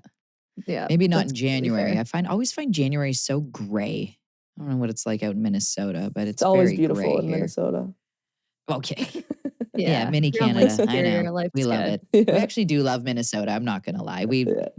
Hasn't been a time where we've gone to Minnesota and had a bad time. No, it's so true. Yeah. It's the best. I always say Minnesota and Ontario are pretty much the same thing because I grew up in Thunder Bay. So honestly, Minnesota feels more like home than Toronto sometimes. The scenery is more familiar, if you will. Yeah, for sure. We always say Minnesotans love Minnesota. They never leave. Yeah. They never leave. You guys are so loyal and like patriotic to your state. It's insane. It is crazy. Yeah. Like you in particular as well. You're very Minnesota everything. Because like to me, first of all, when you were first drafted to Minnesota, it must have been like, this is awesome. Of course, this is working out perfect. Yes, I want to be nowhere but here. And then obviously to have the choice to return is awesome too. So I feel like Minnesotans always get drawn back to Minnesota, and the Minnesota blood never, ever, ever leaves the system. Like you get bit by the bug, that's it. Yeah. Minnesota for life. Exactly. For yourself, your hockey journey was pretty cool and unique in a sense that you're actually part of that 2018 Olympic team that was very successful against Team Canada. You came in a little late to that program, if I'm not mistaken. They had made a couple cuts. The team was a little bit rocked and unsure of what the heck was going on, and you swooped in and just handled it like a pro. I spoke to Megan Duggan about you as a player, and she was like the ultimate professional. I've never met anyone that handled stuff with more class and dignity than Sid Morin'S. So what was it like for you to walk into a team full of these stars and studs who, quite frankly, were ticked off maybe at their coaching staff for cutting Megan Bozak and a crew, and then you waltz in and you're the new face? What was that like for you, and how did you handle that? Yeah, I mean, like looking back on it now, I'm so glad I was like so naive to everything. And like I hadn't really been like that involved in the program. Like I had done U18s, I had done U22 and maybe like a camp here and there, but like not steady in the program whatsoever. And I was like, well, I went to the tryout, like I gave everything. I think like I had never been more ready for that camp than I had been. And like, I remember the coach telling me like, you were close, like keep playing. Like then I was like, oh, okay. So off I went to Sweden, just living the time. And all of a sudden I get like a phone call from Reagan Carey after one of my games. And she was like, we'd like you to join our team. And I was like, what? Like, where is this coming from? Like, I didn't even know what was going on like at all. And I'm like, yeah, sure. And like my GM, like in Moto was like, okay, well, if you don't make the team, like we want you back here like ASAP, but like we're not going to keep you from going. And I'm like, yeah, of course I'm going. Like, I don't even know why this is a conversation, but yeah. Anyways, like I got there, like just kind of starstruck, right? I just try to stay in my lane, like do my job. You know, my very first practice, one of the coaches is just trying to explain to me like every single system possible. And I'm just staring at the whiteboard like, okay, got it.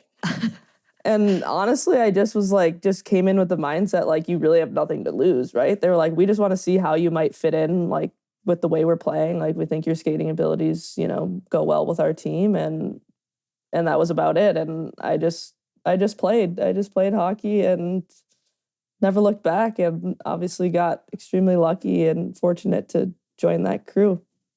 I wouldn't call it luck. I mean, you said it yourself. You were prepared, and, you know, and you went. I think it served you best to go back to the SDHL and just be separated from a lot of it and just get to play free, right? Did it feel like there were eyes on you over there?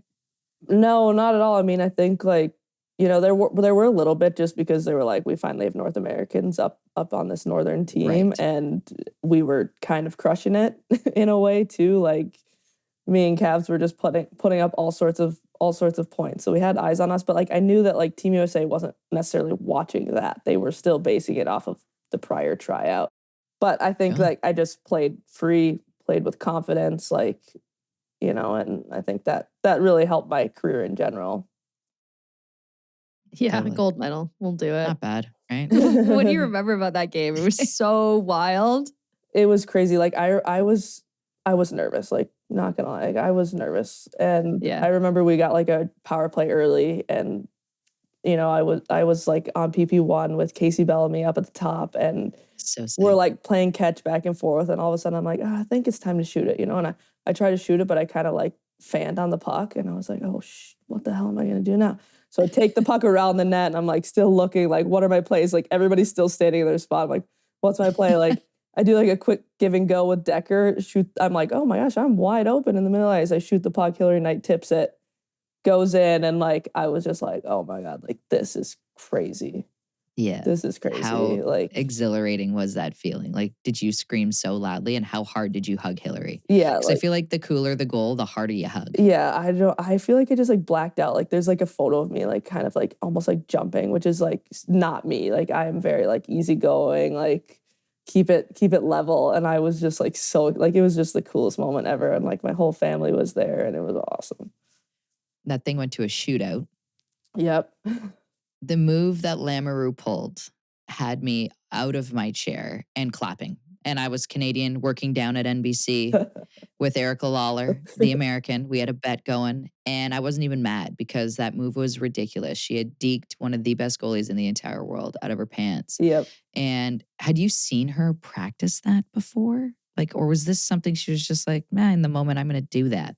I had never seen her do that in practice before, but I know she obviously said she had practiced it at North Dakota with Peter Elander, but I had never seen that before. And I was like, she had her on the first move. I know. She didn't even need to go back to the forehand, but it was sick. Yeah. It added to the drama for sure. Like, that was insane. Like, I've never seen a goalie like that like duked out. Yeah, that was crazy. It has to be, and I will go and say this on the record, just based on the moment of it, the best shootout goal I have ever seen in my entire life. Yeah, because, based on the gravity of the situation. Oh my, and you pull that move? I know. It's insane. That was crazy. It was wild, She's man. a legend. She's a legend for sure. She is a legend, and what a move. That's one that I'll never forget. And it's crazy because like it's a move and a goal that, you know, finally broke the Canadian streak at the Olympics, but I'm still not even mad about it. Yeah. Like, it needed to happen that particular year. It did. 100% it was time. Everything that was going on. You mentioned you did a little give and go with Brianna Decker. What's it like having her on your bench now? It's been a lot of fun. Yeah. I'm like giving her a hard time in practice. I'm like, oh, can you demonstrate? You know, we got a center playing D. I'm like, yeah, you go. You show me what it's like. And she's like, no, you got it.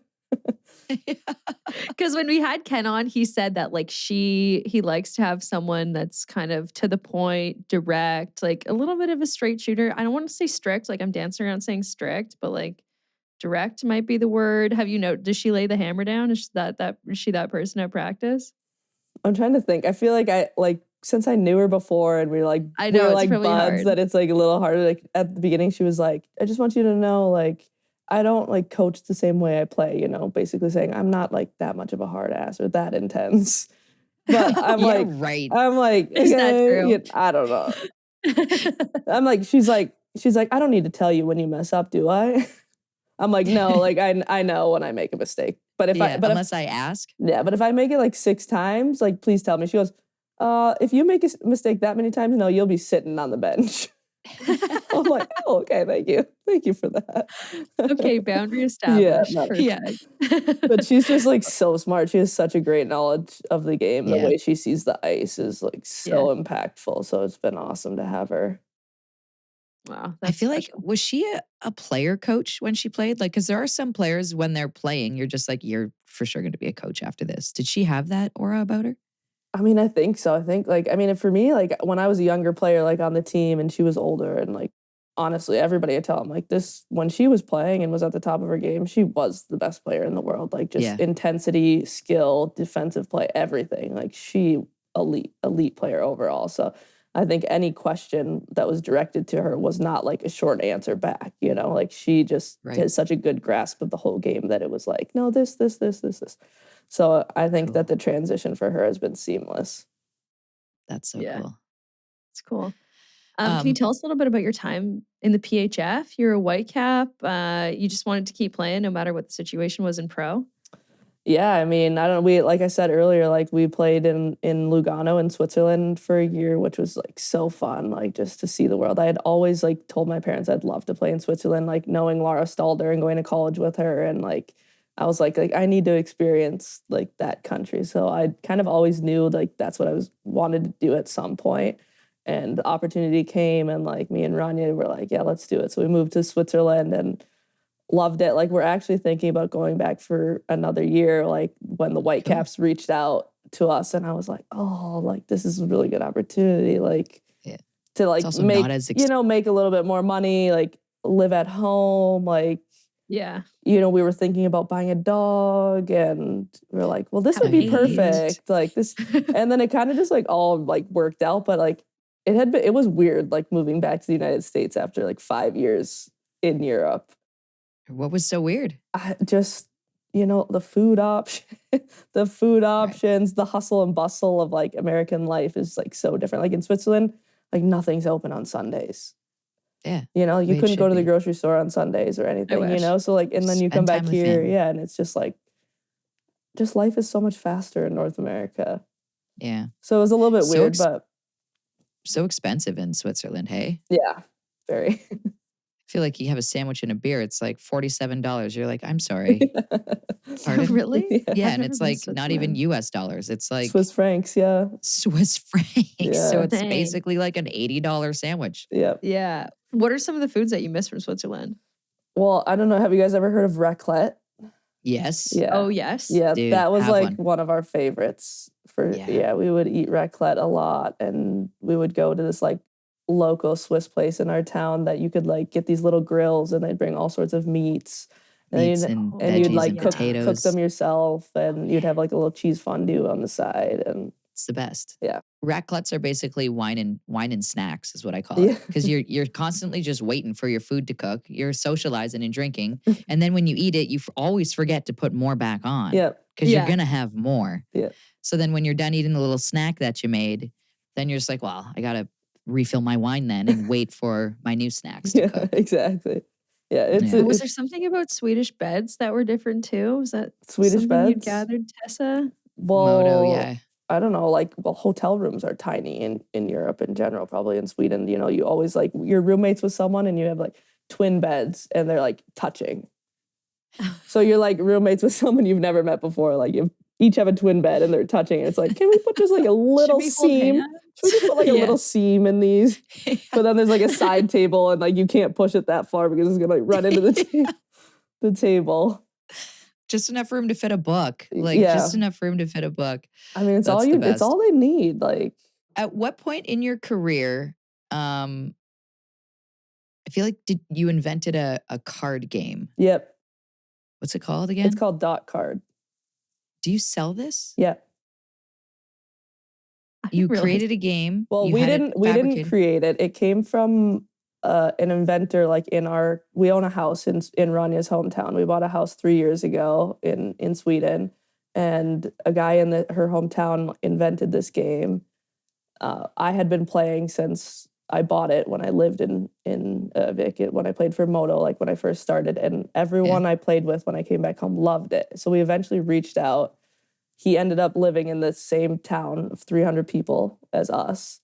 And we've just like created such a good friendship with him. He's in his mid 80s, like really he just loves the game. He just wants the game to be played around the world. So we, kind of designed like an American English version of rules and everything. And yeah, we had everything shipped from China a couple years ago and have our own website and sell the game. Way. Yeah.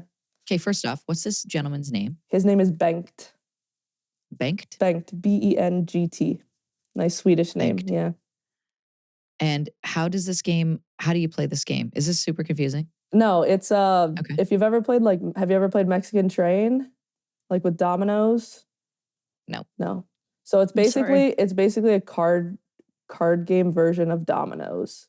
So you build pathways, based on the amount of dominoes that are shown on your card. And then there's some fun twists with like a block cards, which is like a double domino. And there's also like bonus cards that you can like finish rounds with negative points. So we've been playing on the road recently. So I've got some Minnesota girls on the Dot Card train now. Like Kelly Panic was like... Panic's all about it. Yeah, she was like, can I get 9 of them? I was like, yes. Nice. Sure. Yes. If you're part of the Panic family, you know what you're getting for Christmas. Sorry if I gave that away, Kel. Yeah. So do you just keep a bunch at your house? Yeah, where can we get them? This is what it looks like. Okay, Dot Dot nice. Card, okay. And then it like comes in a nice little case, travel case. Like no one wants to carry their cards around with a rubber band anymore. So we created this like leather case that holds everything in it. Fancy. Are you Dot Card USA on Insta? Yeah, dotcardusa.com is our website. Yeah. And okay, check that out, everyone. If you need a Christmas gift, check it out. Dot Card. Yeah, Dot Card. We're going. Yeah, fun family game. I'm in on that. I'm actually not super good at card games, but if it's a card game that's just dominoes, I think I could wrap my head around that. As long as you can match colors or numbers, you're that all set. Sounds feasible. Yeah. That sounds very feasible. It sounds like an accessible card game for me. less counting involved. That's sick. Yeah. How did you meet? So you played Dot Card and then happened to live in the same town as him? Pretty much, yeah. I just sent him an email one day and was like, this needs to be in America, because my mom lives in Arizona now. Like they don't work. No one works where they live. So they just play games. And every time I'm in Sweden, she's like, can you bring 6 back for me? And I'm like, this is ridiculous. Like, why are we not selling this in America? So I just sent him an email, and we've just created such a good friendship with him and his wife, and just have this project of bringing the game to North America. And yeah, it's been awesome. We're just trying to get it out there. Yeah. Everybody, Dot Card USA, hit them up on Insta and hit up a couple orders before Christmas. I am quite busy already. I have puppies, so not too many orders. And if your order is delayed or comes with some puppy hair in it, just know that Sid is out here doing her best. All by yourself. Tessa kind of brought this up. You were drafted to Minnesota initially. You're probably pretty excited to be drafted by Minnesota. Can you tell us how you eventually got to Boston? Did Marmer call you right away? Were you interested in going to Boston? Yeah, I mean, I was in Sweden that summer before the draft. We had just bought our house in Sweden, so we spent 6 months there, and then I was like, well, this is a perfect time for me to come back to North America to reset my status, because you can only be there for 90 days. So I was like, okay, I'm gonna go to the draft. My parents met me there, and spent a few days there with them, and I really like didn't know, like Minnesota was not a team that I had talked to before the draft. So I really, really? I really didn't like know how it was going to go. And it was just like the beginning of the draft was just like D.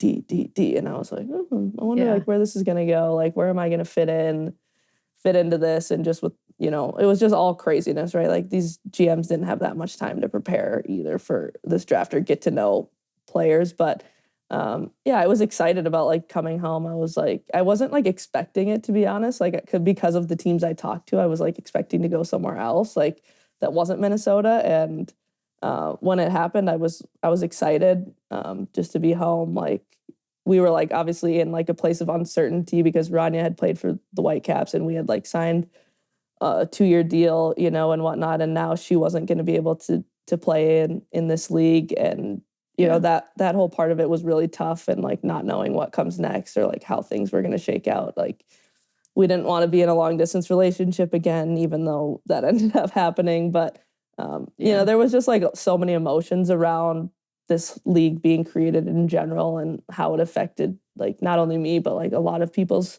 lives, like not necessarily in a positive light. It took time for people to come around to, their new normal, or, things that they had planned didn't quite happen the way they thought they were going to. So there was quite a lot of that for me personally, just because of my life and, my girlfriend at the time and stuff. So, like Minnesota was a team that didn't necessarily offer people contracts before the training camp, unlike other teams. So I didn't have a contract going into camp, and I think that they ended up offering me a contract like a few days before they needed to, basically very much near the end. And it was something that, kind of for me was like kind of a moral dilemma in a way that it necessarily wasn't the amount of money that I felt like I needed to live.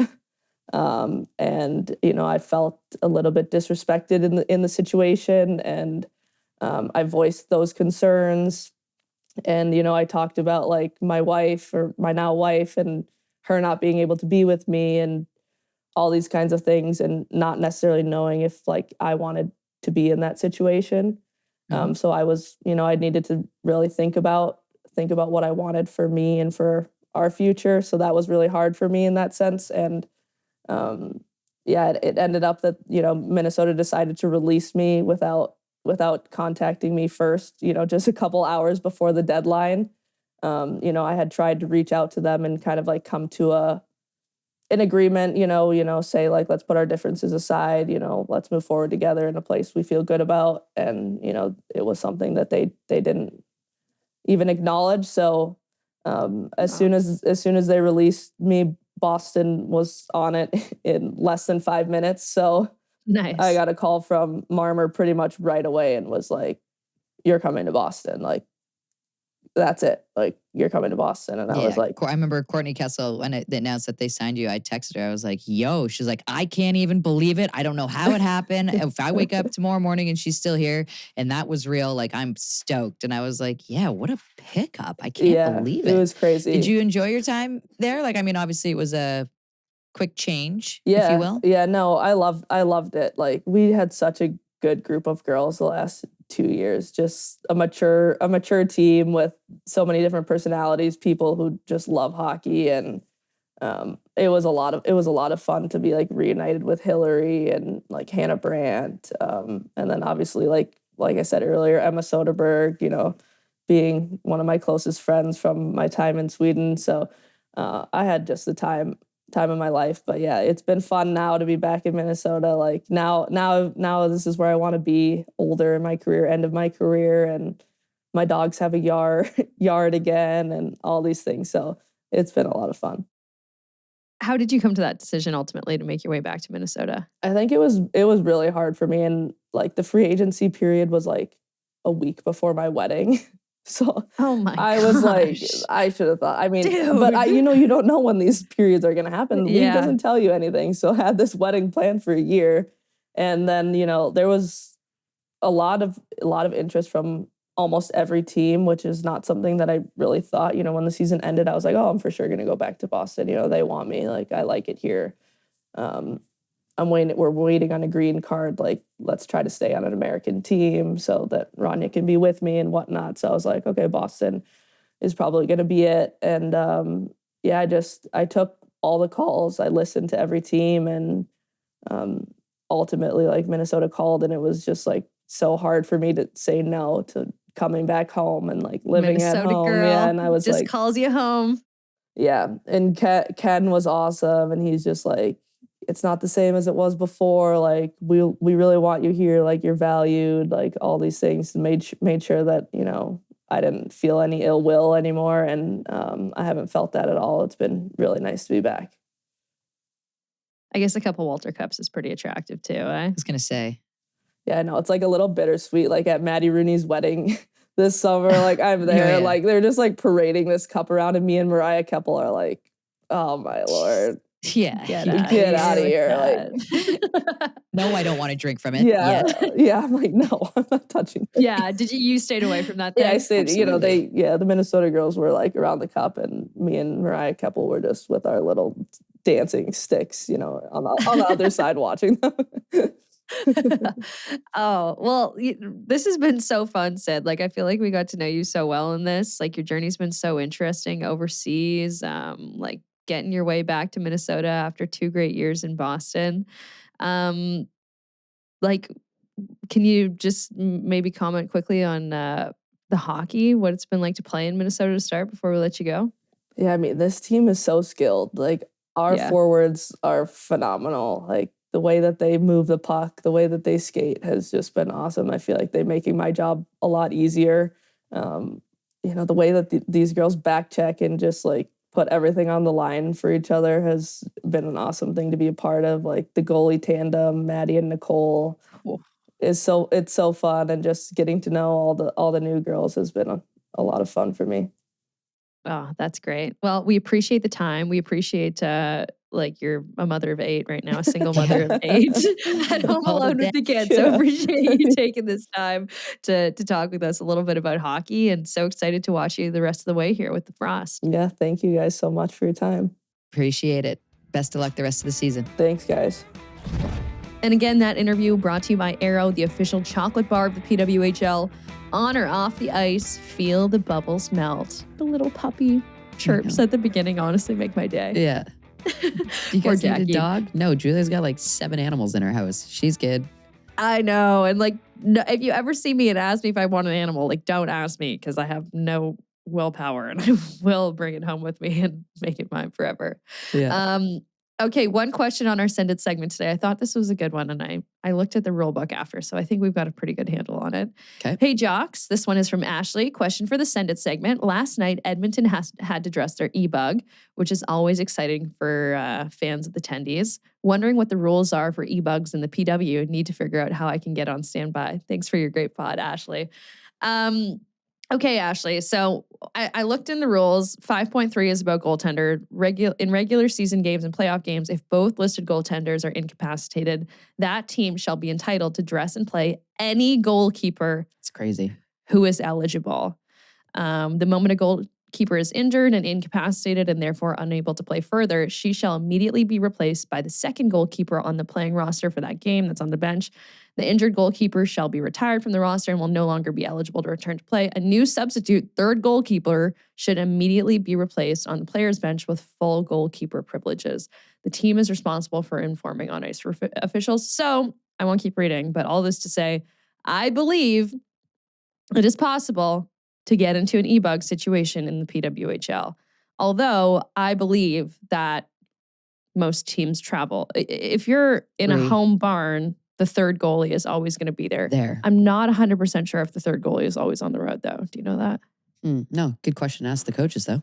Yeah. Okay. So we'll dig into this a little bit more after the holidays. I believe an e-bug situation is possible, although more likely, I think, on the road than it would be at home when all 3 goalies are usually sitting there. But hey, you've seen them mow through 3 before and get to 4 and then absolutely need a tendy. Yeah. There was one part of this that I thought was kind of interesting, and I thought I copy and pasted. Oh, okay. Except when both goalkeepers are incapacitated, no skater on the playing roster in the game shall be permitted to wear the equipment of the goalkeeper. That to me reads, if So players are not allowed to be goalies. No, in the NHL, you can. Unless both of them go down. I think they changed that rule in the NHL after it actually happened with the Blues, didn't they? Oh, really? I think after it actually happened, I think they changed it. Maybe I'm wrong on that.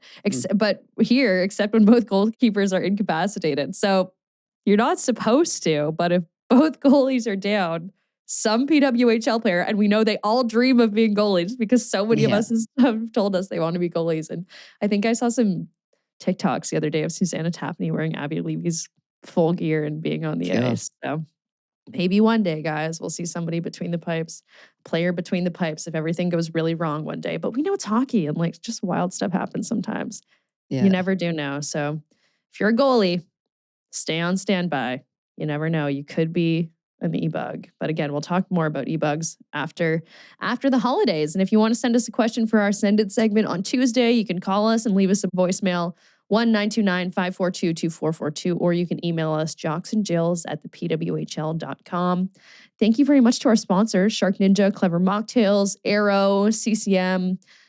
We love you all, and we love everyone who listens to the show. We hope you have an awesome holiday, a Merry Christmas, happy whatever you celebrate. I know the first day of Hanukkah is about a week removed from that, and there's lots of festivities at this time of year. We hope whatever you're celebrating, you're enjoying it with family, friends, loved ones, and with us here at Jocks and Jills. If you want to follow us on Instagram or anywhere on social media over the holidays, our handle's at Jocks and Jills across social media platforms. It also helps us out a lot if you subscribe on audio platforms, Apple Music and Spotify, and throw us a like and subscribe on the PWHL's YouTube page. Remember, Jocks Next Gen, the fourth episode rather, will drop tomorrow, Wednesday the 24th, on Christmas Eve. Again, Tessa and I won't be back until next Tuesday, a week from today. Tessa, you're somewhere hot. Any parting words to leave everyone with? No, just be safe, everybody. Happy holidays. Be safe. Love you all. Talk Tuesday.